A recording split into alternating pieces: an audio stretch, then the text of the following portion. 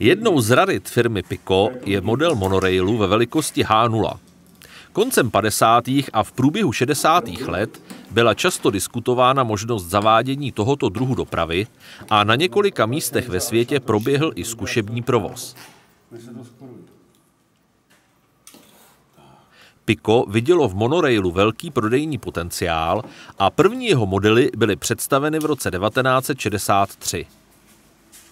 Nemají reálnou předlohu, design je inspirován dobovými futuristickými kresbami a některými experimentálními projekty.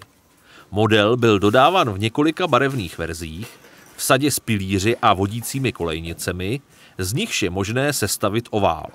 Zájem kupujících však zdaleka nedosáhl očekávání výrobce. Monorail šel těžko kombinovat s železničními modely a konstrukci nešlo dál rozšiřovat, byť s tím do budoucna tehdy výrobce počítal. Po krátké době byl tento produkt stažen z výrobního programu.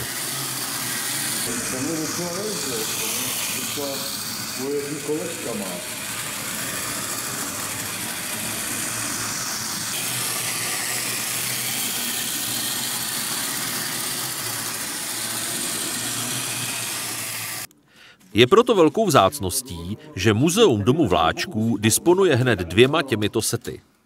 Zajímalo nás, zda a jak se po více než 50 letech dají tyto modely do pohybu.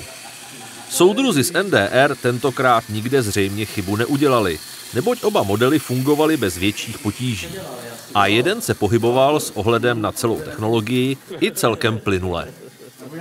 Přijďte se podívat, jak odpočívají v Muzeu domu vláčků.